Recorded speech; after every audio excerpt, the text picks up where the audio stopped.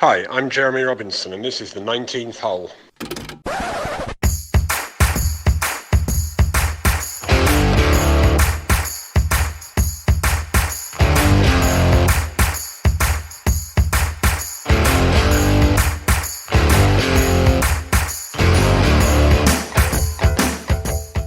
So, hi, welcome to the 19th hole, brought to you by glal.uk.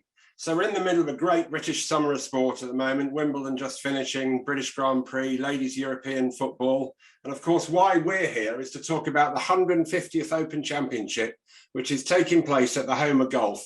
So it's going to be a belter of a week, I think, and the weather forecast is set to be brilliant. So it's just going to be fantastic. So I've got a couple of pals of mine along to help us pick a winner. So we've got Josh APIAFI from Sky Sports Racing and an absolute golf nut who's returning to try and get us a couple of winners. So Josh, welcome back and thanks for coming on again. That's all right. Well, there's no pressure for our next guest because we only tipped the winner of the last two majors. So, well, I didn't tip the last one before you start taking the mickey too much, but we did, our guest Dave Russell did. And we had JT in the one before, but the man we're bringing on, he knows more about sport than, I don't know what he does for a living, to be honest with you. So anyway, so Josh, thanks for coming on. I just want to go back quickly to your tips of the US Open. You tipped JT at the PGA, and then you went right against Fitzpatrick after we were telling you he'd win a major.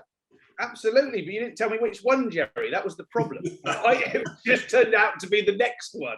Yeah, right? that was the difficulty. But no, you're right. And we discussed last time that all these players play at a ridiculous level, and they need that little bit extra and a reason for doing it, or whether they're on the trajectory plane that we talked about in terms of that sort of extra 10 to 15% that we see for a sort of 6-week period during the year. And with Matt Fitz, it was amazing. We saw it, he was staying in the same house where he won the US Amateur. So there was this little bit of extra in there that kicked him on. And Billy said he'd never seen anything like it. His caddy has been some great. I think Billy became much as a star in terms of him crying afterwards. It reminded of us sort of Jenny Pittman in our horse racing game with the waterworks being turned on with Des Lynam now and again. So no, it was fantastic to see. But going again with that sort of kind of rule, look at Rory when he was having the battle with Greg Norman in the media. What does he go and do in Canada? He goes an absolute first time in about a year, puts 4 rounds together and smashes it out the park because he had a point to prove. And we'll probably come on to that a little bit later on. Thanks. So also joining us today is another media legend. So we've got RISHI PERSAD, fresh from Wimbledon. And I did notice some very smart trainers when you were interviewing. So you've been moving from trainers to golf shoes. Yeah, I had to up my trainers game. Unfortunately, my old pair of trainers got very dirty, and it was pointed out to me by a member of the Wimbledon committee after day 2. So I had to get some fresh trainers, so I didn't upset anyone. But yes, trainers to golf shoes. Although I've got to be honest, Jerry, one of the things that I find very strange about people going to watch golf is dressing as if they're going to play golf. I couldn't agree more. I don't understand that very clearly. So I'm not really one that wears golf shoes when I go to watch or work on the golf course. Obviously, if I'm playing, yes. But, I won't go to the races dressed as a jockey. So you did once. You did once. Yeah, I'd rather not talk about that though, Josh. If I'm honest, let's not even begin to go down that road. So Wimbledon, it looked. I mean, I'm a tennis fan. It looked great. It was obviously a big shame when Nadal had to withdraw. Yeah, it was a great final yesterday, and fair play to Djokovic. 4 times in a row is just it's amazing. There's a lot about Djokovic off the court that a lot of people are a bit indifferent to. But you can't take away from his brilliance on court. I mean, he is incredible. I mean, 68 Grand Slam events he's been in, 32 times he's been in the final. I mean, just that alone, plus the fact that he's now won 21 majors, 21 Grand Slams, and 6-7 times at Wimbledon. I mean, those are as appreciated as Roger and Rafa, and primarily because those two are around, he's never going to be given the same credit mean, those two are just, you know, they've been around for such a long time, just as he has. But they have to share everyone's affections, and he comes off the least. But I thought Kyrgios made the event to a degree. You know, the whole, you know, his behaviour on court, I'm not a fan of. But his presence and the fact that he played the way he did and he got to the final, albeit through Nadal's injury, it helped make that men's tournament. What's he like to interview, Rish? Thankfully, I didn't actually have to do it this year. The rota that we had meant that I never got the chance to interview him. This year, I have interviewed him in the past, and I've got, again, you take people as you find them, and every time you interview him, and everybody who interviewed him this year, they're also the same thing. He's very comfortable to deal with. He's very open. He's very willing. And even if he might be slightly irked at a question, he'll still answer it, and he won't be that disrespectful to the sentiment behind it. So, yeah, you know, as I say, take people as you find them, and in terms of dealing with the media, he's all right. But I think every sport needs a bit of a bad boy, and perhaps that's what racing misses now and again. That you need that bit of edginess. Golf's getting it at the moment. You know, Greg's the bad boy, or anyone that's gone and played on it will come on to that, I'm sure. But that's what makes the headlines. And I was watching Sky News yesterday morning, and the newsreader was saying, "Look, two of my kids are into tennis." It was Jackie Bell-Trout doing sport. She said one of them hates tennis. She said he's going today to see Kyrgios because that, you know, and so it gets other people out there because it's a different story. It's made people care a bit more, you know. So I think well, all sport needs a bit of a bad boy. I think you're right. I think a little bit of an edge is entertainment, and ultimately, no matter what sport it is, you know, golf, racing, tennis, whatever, you know, you do remember the edgy stuff. You remember the bits where people have a little bit of an edge against each other. You know, I'm a big cricket fan, and some of the most memorable moments on a cricket field are moments where you're sledging, or, you know, a bowler and a batsman are at it. You know, one of my favourite memories in the world of cricket is Brian Lara getting bounced by Glenn McGrath. Glenn McGrath hit him on the head and not apologising. Lara runs down the other end, pushes his shoulder into him, squares up to him. Jimmy Adams, who was batting the other end, comes to try and calm Lara down, and Lara tells him to pee off back to the other end, leave him alone. He gets back down the other end, McGrath bowls the next ball, and Lara pulls him for 4. And the crowd go wild in Barbados. You know, those are the things that help heighten the emotion, you know, and that's I love it as entertainment. That's the sort of thing that you can't script, so therefore it's quite exciting. So Tyrrell Hatton club throwing wins the Open. There you go. Love it. Because again, Tyrrell's a lovely guy to interview. He's always very willing and kind of when he comes to chat. You know, he's forgotten about it. He's done it. He's got it out, and he's done.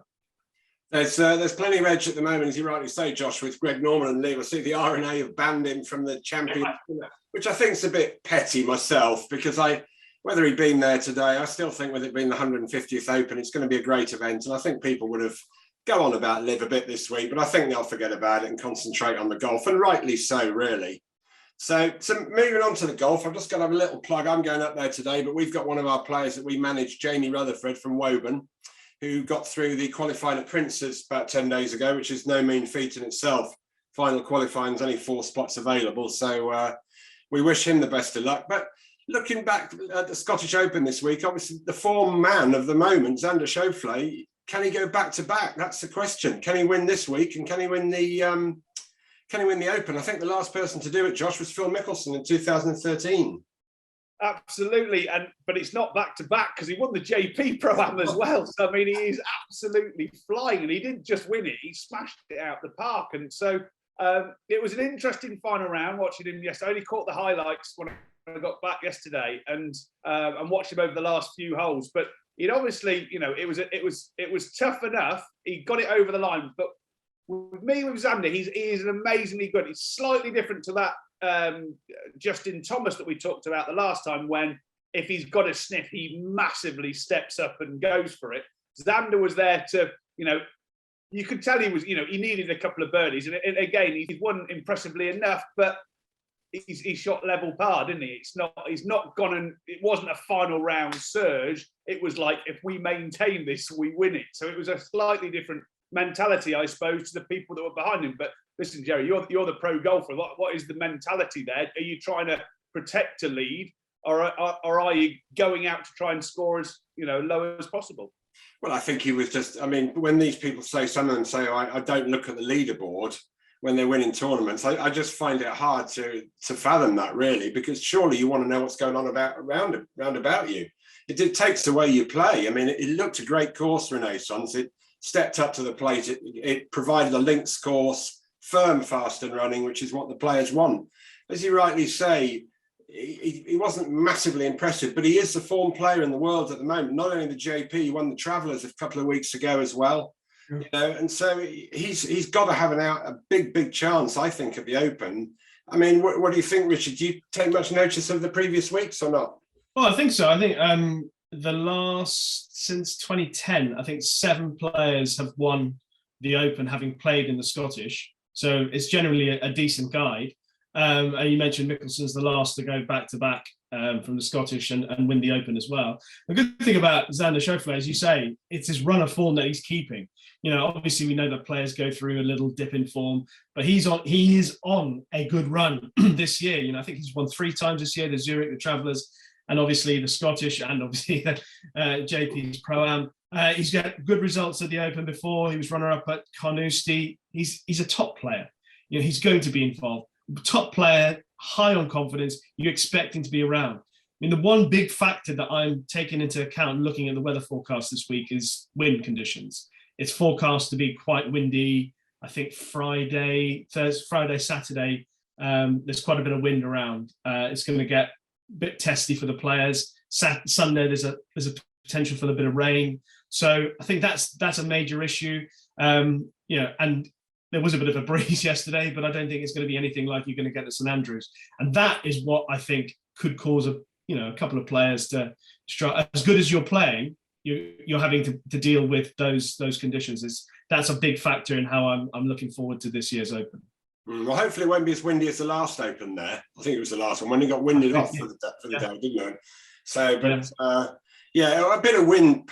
I mean, all links courses, as you guys know, links courses need wind. Otherwise, they can just, especially when they're playing short. And St Andrews isn't the longest course in the world. It can be torn to shreds, as it does get torn to shreds sometimes at the Dunhill links when it plays totally different. But talking about back-to-back, so the next question is, can Fitzpatrick go back-to-back, Josh? Well, listen, no. Of course he can. He's not exactly a party animal, is he? So it's not like he's been off the lack for the last month. Billy might have been. I don't know whether his caddy will be as fit as he was back then. I saw a good bit he did on the Scottish Open. I think that was great. Just finishing off on the Scottish Open.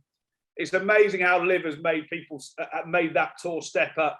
You saw the hole-in-one from Jordan Smith. His caddy wins a car. And of course, Greg and all this kind of stuff have focused on partners and caddies. And if they're all happy and getting an amazing time, the players are happy. And it's amazing that it's just, what makes you better is having a rival out there, far better than anyone just patting you on the back saying, aren't you doing well in any sport or organisation as well. So I think it was lovely to see when it came up there. Billy did a great piece on for the DP World Tour Twitter feed where he was talking with one of the caddies up there, Lewis, about the par 3 and what he'd hit and all this kind of stuff. So I think it was the hole that, like I say, that Jordan made that hole in one. So no, fair play to him. Going back to Mick Fitzpatrick, absolutely. He's outside of Xander. He's probably the hottest property going at the moment in terms of his putting, and also that his driving. He's only tiny, and he's like Rory. He smacks it miles, but. This is the thing. I think we need to focus on the course this week. It's interesting we hear about the weather there, Rish. I've looked at a few weather forecasts, and they weren't perhaps as bad as the ones that maybe you're looking at in terms of. I couldn't see any rain at the moment, but wind is the main factor, and especially when it comes to the favourite in the tournament in terms of Rory, who shot 63 in 2010 in his first round, then followed up with an 80, as we all know, when the wind picked up, and he isn't a wind player as much as he should be from where he's from and all the golf that he has gone and played on a links track. But I'm worried that it's an amazing place, St Andrews. We've all, we're lucky enough, the three of us, to have played it, and it's great for us. But these guys here could absolutely rip it to shreds. And if it gets 4 benign days, it's going to, you could get a bit of a freak result because it isn't going to play that tough compared to your other, serious tests of links like Carnoustie and Turnberry's and the like. Yeah, I would agree with that. I think it's not the hardest course in the world, and if there is no wind, a player slightly down the field a bit doesn't get overawed by thinking this course could just overtake me. It's too difficult. So I would agree with you on that. But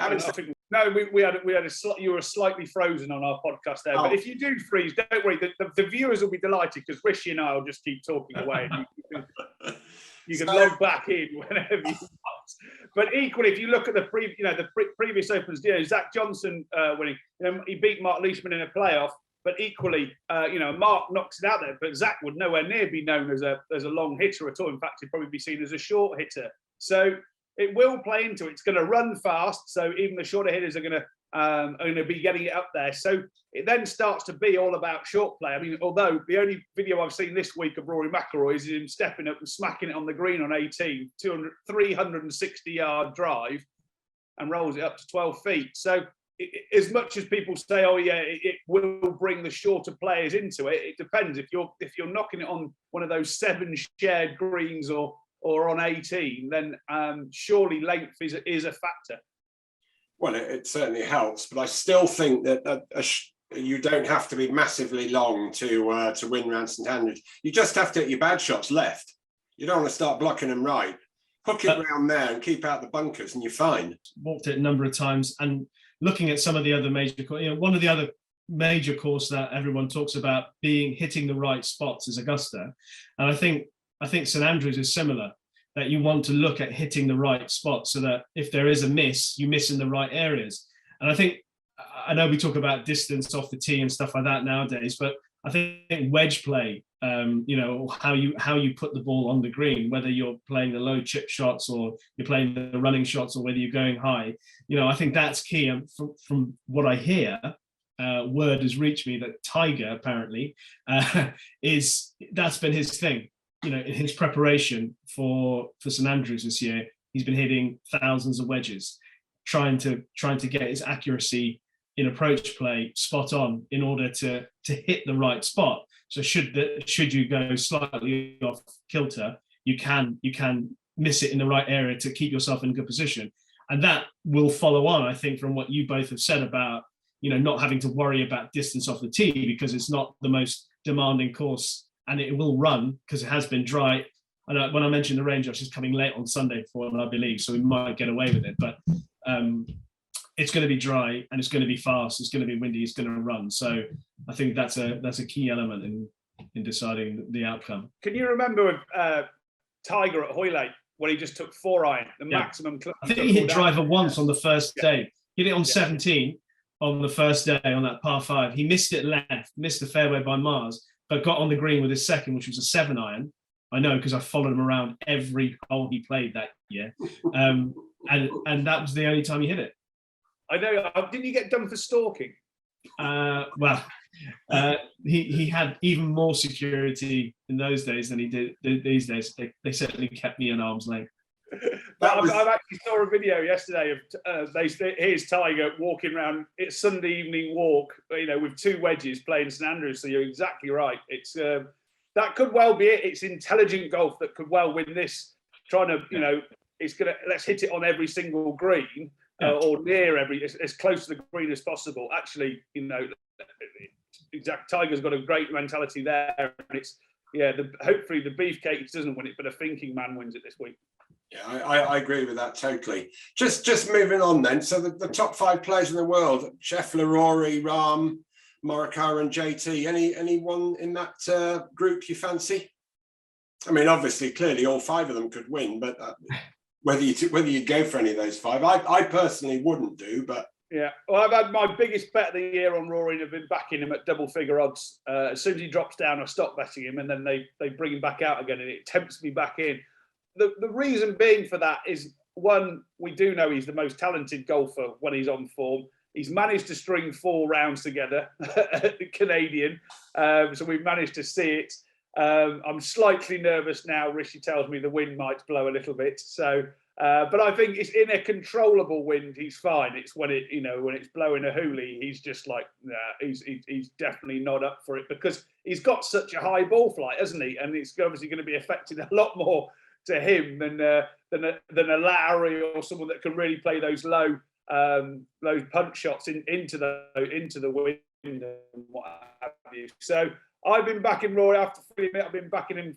Oh yeah, in fact, the first podcast we did, Jerry, on there, I went out and said, I think it will define his career. It's because it's the 150th Open. I think this will be, there's quite a bit of pressure building now, because used to say, you're a champion golfer is defined by winning an Open at St Andrews. I think this is the one. If playing up there compared to playing, just over the bay at Renaissance, he was there practicing away. So he's definitely got the bit between his teeth. I'd love Rory to win it. I don't think there's a nicer sportsman in the world. He's just an absolute joy to have anything, to be able to interview and to follow, and watching him conduct himself. I just don't know whether he's going to be able to do it over 4 rounds at the Open, especially if the wind does blow. But I can see, look, he is outstanding. When you saw in Canada, when he is in the groove for 4 days. If he's in the groove for 4 days, I don't think there's a golfer in the world at the moment who's better than him. You guys, you follow it more, even probably closer than I do. But if you can tell me if there's someone who, if they're on for 4 days, that can match Rory, I don't think that's the case. But it's betting whether or not he's on fire for 4 days. Was that out of kilter then, Rish? Seeing Rory how taking on Greg in the media, which that there was a side of Rory there that we rarely get to see. I don't know if it's out of kilter, because I think he's not afraid to speak his mind, and he's not afraid to say the truth. The reason, one of the reasons why I'm really appreciative of his conduct and his manner. When he plays well, or when anybody plays well, they'll come and chat to you. Jerry, when you've had a bad day though, it's not as easy. And there've been times when Rory's management or whatever will say Rory doesn't want to speak, or Rory's not going to come and chat today. And Rory's the one who says, listen, these guys chat to me when I do well. They have every right to chat to me when I'm not doing well. So I think he's generally, what you see is what you get with Rory. He's quite happy to talk to you through good times. He's quite happy to talk to you through the bad times. And he's quite honest as well. Remember once speaking to him about, having a 5th or 6th gear, and talking about when he engages that, what happens. And he says, when I do engage it, I know I can win any tournament. My battle with myself is knowing where it is and when I can find it. And that's obviously the general theme for a lot of the great players. But he's so honest, so open. I think that the feeling around the whole live and his response when he first said as he did, I think it's just how he felt at the time. And he's honest. He's honest about it. And that's, of course, very different to the scripted Tiger Woods that we saw for so long. And granted, he's coming out a little bit more. But I know there's a little story I'd like you to recall for the first time you interviewed Tiger Woods. Please. Oh, God. I'm getting cold sweats already just thinking about it. And where it was, teared up. It was the first year I worked for the BBC on the golf at the Masters. So obviously it's the Masters. It's the big event. Tiger Woods is still in his heyday. So 2013, and it was the year. I don't know if you remember, Joe, he dropped the ball on 15 in the wrong spot when it hit the pin and went in the water. So. As many people knew, the rules suggested he should have been eliminated from the tournament, but he wasn't. Discretion played its part. So that was on the Friday, and on the Saturday, after he finished playing, everyone's talking about Tiger getting into trouble and coming in for the interview. We're all going to line up to do it. So my heart was beating 100 miles an hour as he was coming off course, and he's coming in for the interview, and there was myself, Sky, and the Americans waiting to do it in the booth. So his agent comes in beforehand, and his agent says, "Listen, no chat about what happened yesterday. We're only talking about Tiger being involved in the Masters. Well, we've got to ask him about. Anyway, so as Tiger walks in, he does the first interview, and then I'm the second one to go in. So I stand in position. So I say to my producer, I said, Paul, it's Rish, Tiger ready to go. And he goes, can you ask him to wait 60 seconds and we'll come live? So I turned to Tiger and said, Tiger, just hang on for 60 seconds and then the BBC will be live. So he goes, yep, sure, no problem, all fine.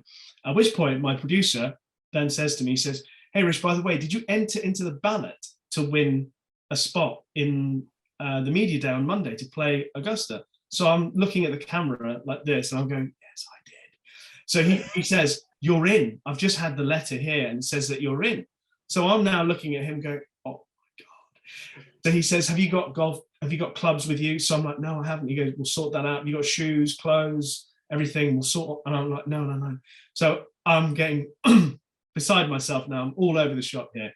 Started Tiger here. It's 30 seconds to go before we're live. He goes, so he's saying to me, we'll change your flights. We'll try and get you a hotel so that you can play in this day. And I am now all over the place because, you know, playing Augusta is almost every golfer's dream. So standing there, Tiger's about to interview him about this controversial thing, and the countdown begins. He goes, right, Rish, we're coming to you in 10 seconds. 5, 4, by the way, I was only joking, you're not playing on Monday, just a laugh. 2, 1, cue, you're live with Tiger. Hi, well, Tiger Woods here. Yeah, I can't remember. My first question was just a total embarrassment to Tiger. I just said, did Tiger know what was going on? Sorry? Did Tiger know what was going on? No, the thing about Tiger is that he's not interested. There's a monitor in there that he's watching the golf as it goes on or whatever is on the monitor. So he's just focused on that. And there's very rarely any chat as well with him in those days. Now you can. He's much more free to chat. But in those days, no one would say anything. I remember once the guy from ESPN, good friend Tom Rinaldi was standing in there once, and he had to make Tiger wait for about 3 minutes. And it was to the point where in those old days, you can't make him wait for more than a minute. And it kept being delayed. And he was saying things like, oh, you know, it's hot out there. And Tiger was just, yep. And he's like, so you I'm hungry. And he's like, oh, yeah. And Tiger's like, there's no communication. There's looking at each other, nothing. He's like, so do you want to drink? Nope. And it was brutal. I felt for poor Tom. Yeah, and does Tiger know now of this? No, I mean, I wouldn't bore him with my stories. I bore the two of you, obviously. I think it's a great story. I think it's a great story, that is. So how many Masters have you done, Rich? So the first one was 2013. That was my first one, 2013. I obviously missed the 2 in the COVID years, or the one in November and the one afterwards. And who do you think, here we go, because this has dropped you right in it. Who do you think is the best golf commentator currently across all channels? Josh, you can't ask questions like that. That's a brutal question. That is a brutal. I mean, I'm probably biased because he's a friend of mine, but I think that Andrew Cotter is probably the best commentator across the board. You know, nothing golf, to do with his dogs. And it's not tennis, nothing to do with the dogs. Golf, tennis, athletics, rugby. I mean, he is his choice of words and his timing of when to deliver those words are as impeccable as any commentator I think out there. And do you think it's tougher? Radio commentary is tougher. Obviously, he does a lot of. You can't visually see it. He's got to basically get us visualizing what he's seeing. I think radio commentary on golf, tennis, whatever it is way harder than TV. I totally agree. I think trying to describe the picture on the radio is incredibly difficult. I mean, the guys who do it are brilliant. Yeah, you know, Ian Carter, for example, when he's doing it, Alistair Bruce Ball, you know, they're brilliant. You know, I think golf commentary the time you get to do it lends itself to painting pictures, though. That's the one bonus. I guess it's harder when it's a little bit quicker. So, for example, tennis. Trying to comment. I was listening to some of the tennis occasionally on the radio during the last 2 weeks, and trying to commentate on tennis. So backhand drop shot, backhand lob, forehand lob, whatever. I don't know how they do it. I genuinely don't know how they do it. But I think that's impossible. I couldn't. Definitely couldn't. So going back to the 150th Open. So we're now looking for who we think is going to win it. I'm going to start because I think Jordan Spieth is going to win this. He's got a great. After that yesterday. Yeah, he's got a great record on links courses. Won the majors before. He's playing well again this year. He missed out by a shot in the last Open there. Finished second in last year's Open. I just think he's a man for links courses. He won the US Open at Whistling Strait, which played like a links course. At Chambers Bay. Finished second at Whistling Strait. Outside of the Masters, all his big wins have come on a lot of links courses. So that's why I think Spieth is going to win the Open this week. Tremendous. Well, Can I jump in here? Can I jump in, Josh? Go for it. So just so completely independent. I don't know. Can you see that? Oh my God! This is my You're top as well. three. Jordan, Yeah, Shane Lowry, and Tommy Fleetwood are my top three. I'm with you all the way. I am 100% Spieth. I think his record at St Andrews, links golf, loves it. He plays great shots. So yeah, I just think he's the man. I agree. I think creativity this week it's St Andrews. It's a links course, but it's a course that demands creativity, and there are very few golfers out there with Jordan Spieth's creativity. I mean, you only have to look at the year that he won the Open to realize how creative he can be. He's a wonderful, and he's played well for a spell now.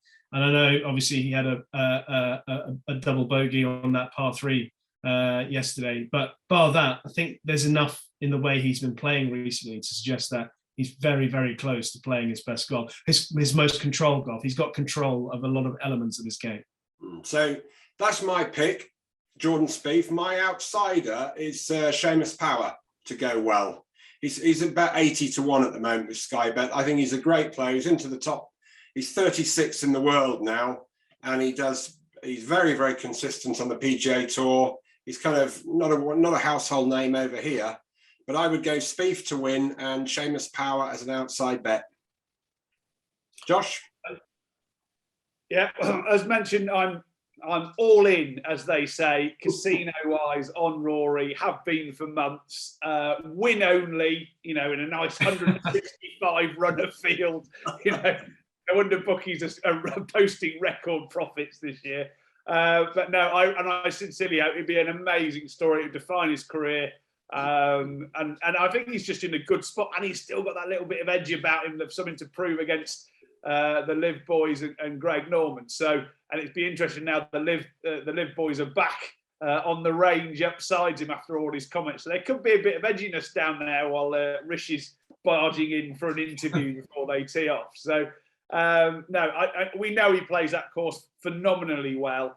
So I've hedged my bets in terms of not that he's my big win bet. Like Rish, I'm a big fan of Shane Lowry. I think if the wind gets up, his short game is unbelievable. And my other one is Harrington. I think he plays fantastic. He's playing fantastically well. You've got to admit your wins and your losses. And I backed him over there, and he was probably just a bit tired and jet lagged, as he was saying. But he smashed them up. His swing speed is higher than the average on the PGA Tour, not the Seniors Tour, the PGA Tour. He's massively increased his swing speed, I believe, from about 170 to 183. So, I mean, he's well up there. We know he can play links. His short game and his creativity, like Lowry, are the same. So I'm going full Europe and full island, I suppose, north and south in my three selections. And Richie, we've seen yours on your bit of paper. Yeah, well, I thought, because I have to write things down nowadays, Jeremy. So I had to write that down this morning. But yeah, Jordan, I'm with you. You know, like I said, creativity is key. And he's got a lot of control at the moment. And I think that creativity will give him the edge. Shane Lowry, the wind blows, my goodness, you know, I mean, the conditions at Portrush a few years ago, you know, were as tough as it gets, and he controlled it. The other thing as well about Shane Lowry is that early this year, even he himself said he felt he's been in great form. He felt that the Masters was a missed opportunity. You know, he had a shot there. He had a shot, and he just ran out of steam on one of the days. Things didn't go quite his way. But he played well. He played well, I think, in the Heritage afterwards as well. So he has been in pretty good nick. And I think he had a nice run at the Irish Open as well. So comes into it with off the back of that.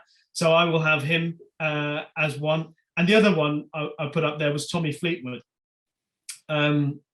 Obviously, he was second to Shane at Portrush. And just in general, I like the fact that his game is what's the popular phrase? He's trending in the right way. You know, you just get the feeling that he's playing with confidence at the moment. You know, he played well on the weekend, well enough to be involved in the weekend at the Scottish Open. And you know, with the conditions as they are, the way he plays, I mean, you know, the way he swings with that sawn-off swing, it's probably better suited to the windier, tougher conditions than some. So I'd have him as my third of the three: Spieth, Lowry, Fleetwood. Tiger to make the cut? Yeah, that's an interesting one, isn't it?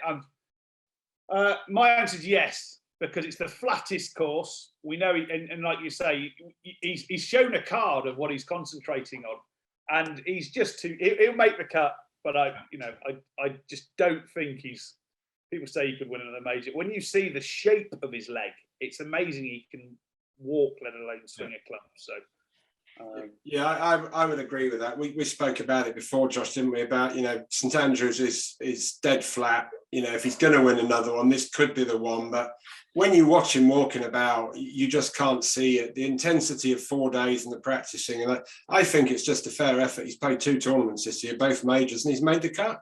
And I agree. I think he'll make the cut at St Andrews. But unfortunately, I'd love to see him win it. I think everybody would love to see him win it. But unfortunately, I just can't see it, to be honest. So, but I don't want to.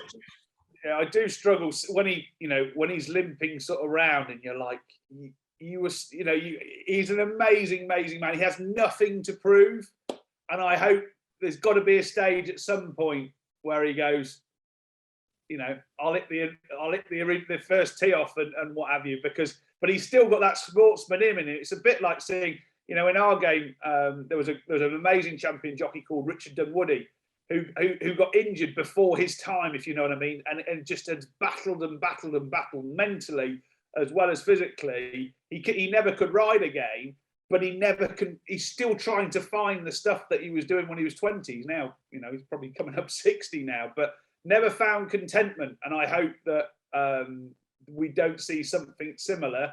He should go out and be heralded as the greatest golfer we've ever seen, and did amazing things for the sport from the background that he came from as well, and for who he is. Obviously, Rishi and I are big supporters of diversity and inclusion within sport, and Jesus, there's no one greater in terms of taking on quite a pale, dusty sport and changing it around. And if we look at the people and look at the lineup as well, it's something we should just mention one thing on, you know, the females, the Harold Varner III, Aaron Rai, you know, who's been doing some fantastic work going over to the PGA Tour. None of this would have happened without Tiger coming in and shaking it up. Now, there were people before him. You've got to look at the forefathers, but boy, did he properly shake it up. And for that, we can put him up on a poster that hopefully some teenager, no matter what background or colour you are, can look up and go, Jesus, if he can do it, so can I. Yeah, I totally agree with you on that, what you're saying about Tiger. Seve was a little bit like a Dunwoody. He carried on playing, in my opinion, a bit too long. And I remember him playing in Madeira and places when the Players' Championship was going on. But moving on from that, I totally agree with you, Josh. But I would say about Tiger, I think he'll stop playing the day he feels he can't win. If he thinks I cannot win these tournaments anymore, the majors, I'm not going to play in them. I don't think he'll play to make the numbers up. I genuinely think that he thinks he can win this tournament at St Andrews. So hopefully he won't do as you say And whether it's after this event or whether it's after the Masters next year or whatever, he'll just say, right, that's it, boys, I'm done. I've done my bit, as you rightly say. An amazing man, and hopefully won't play on just making the numbers up. No, agreed. Well, you never know, it could be here. It could be. It could well be here. I mean, a lot of the great players have played St Andrews, Nicholas Watson and all these guys have that's been the last one. And Tiger always says, you know, St Andrews is his favourite course. So you just never know. It might be, if he misses the cut, he might say, I can't do this anymore. My leg's just not good enough. And I mean, all the ice bars and all this stuff he has to put himself through. I mean, he's won 14 majors and hundreds of millions of pounds, and still to be trying to do it, I think is amazing. Agreed. So moving on, as I know the APIAFI Golf Tour's got a tea time a bit later today. So, I know. So, just very quickly, so it's Northants County today, Hankley Common and Beaverbrook this week. Yes, quiet week this week, Jerry. Yeah, okay. No, I'm not too bad anyway. My golfing partner's got to go and do some work at St Andrews, so he's off up there. So I've had to find some new friends this week. Rishi, I'm with you. I'm shaking my head in disbelief. I mean, how do we end up having to work? And what happened to us, Jeremy? What?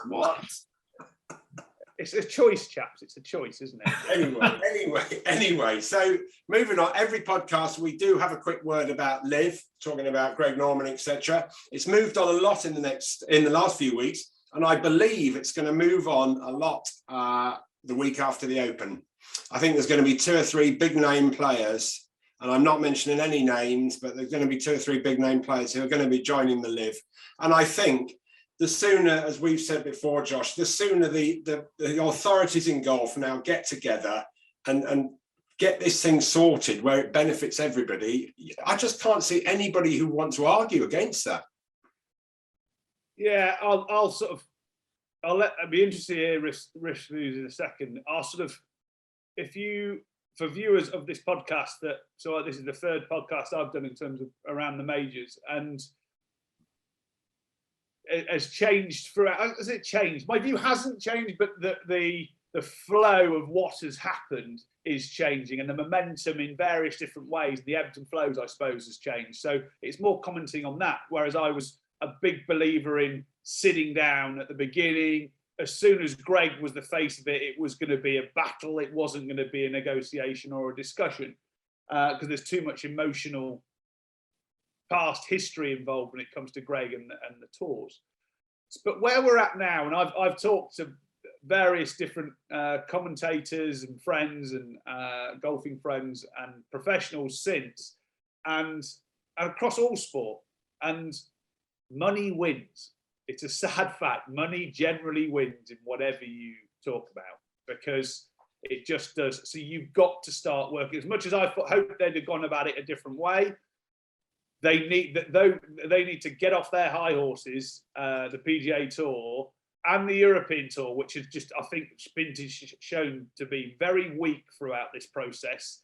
At least PGA Tour have gone, right, this is our stance. The European Tour have tried to be friends of everybody, and then we know that just doesn't work.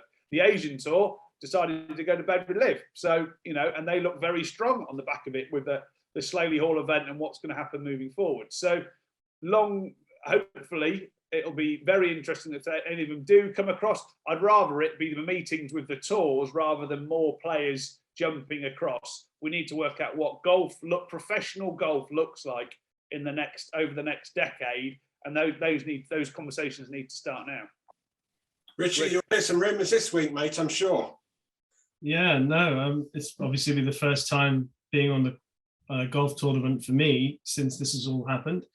I mean, I understand the reluctance, obviously, of the original reluctance of the other tours to partnering with Liv or to accepting Liv, and I understand sports fans' reluctance to accepting Liv.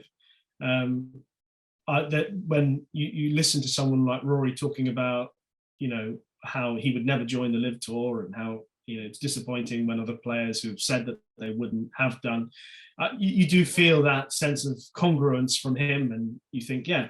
And I certainly appreciate those sort of things. But ultimately, what can we do as as individuals, we're not going to stop live continuing to exist. And as Josh and you will know, it's going to be part of our world. It's going to be part of a sport that we all love. So we can't ignore it.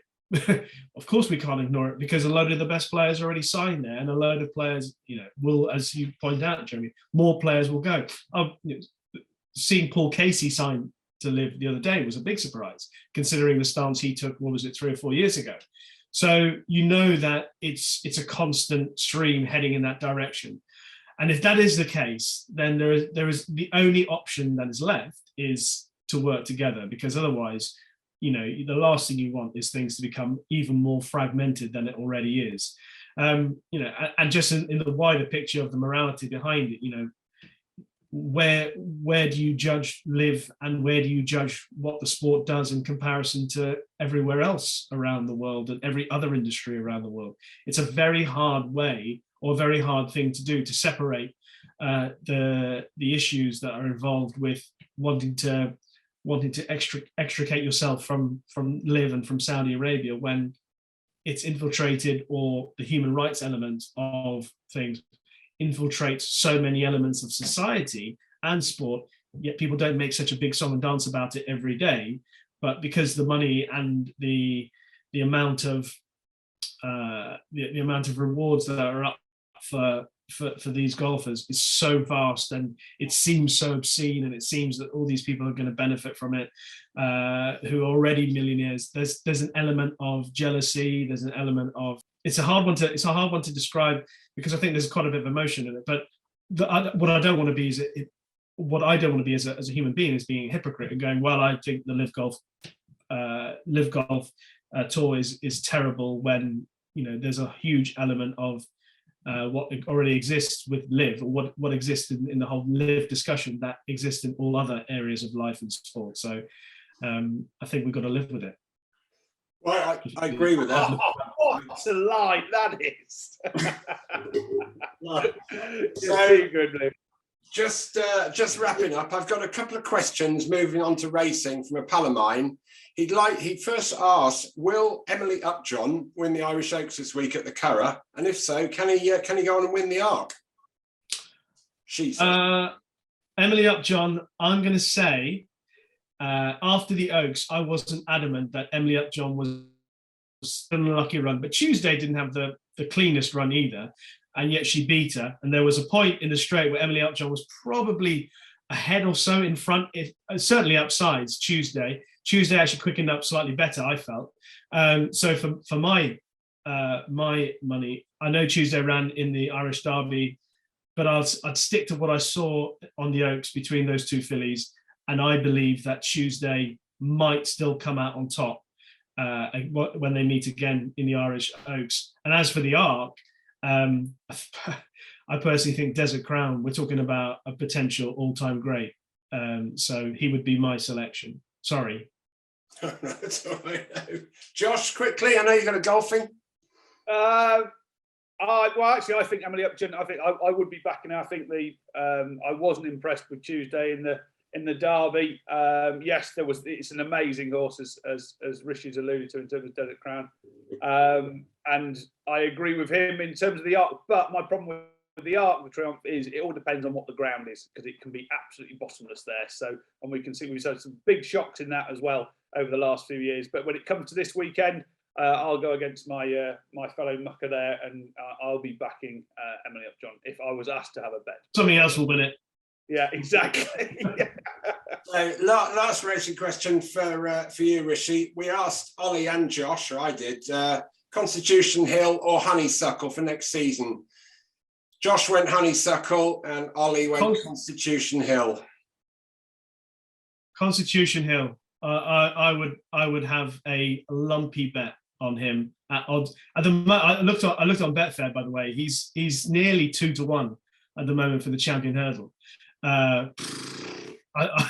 He should be odds on every time he runs, and short odds on. What he did in that Supreme is almost unbelievable. That was a brutal performance in comparison to some of the other performances, including Honeysuckles in the Champion Hurdle. He reproduces that run in the Supreme Hurdle again and again and again. there isn't a horse out there over 2 miles over hurdles, Honeysuckle et al., that can beat him. He has to do it again, yes, don't get me wrong. I know that's one of the toughest things about racing, doing what you've done once, doing it again. But if he does that again, there isn't a horse that can beat him over 2 miles over hurdles. So there we go. So Josh, 2-1, and I'm sitting on the fence on that one. So anyway, these young upstarts, I'll wait to see him line up. I'm older than you, Josh. Oh, I'm talking about Constitution Hill, not you. Anyway, he's been there, like Rishi. Honeysuckle's been there, seen it, and done it. And I'd far rather go with an older, experienced individual than the new young upstart. Okay, well, there we go. Anyway, summing up, boys, thank you very much for coming on, and I'll be interested to see whether Spieth. I'm big on Spieth, so I'll see you at St Andrews this week. Josh, I'll see you at the Vale next week on the 19th of July for the Pro-Am. Yeah, and say, guys, thank you very, very much for coming on again, and we'll catch up soon. Thanks a lot. Pleasure. Cheers. Enjoy the week. Bye.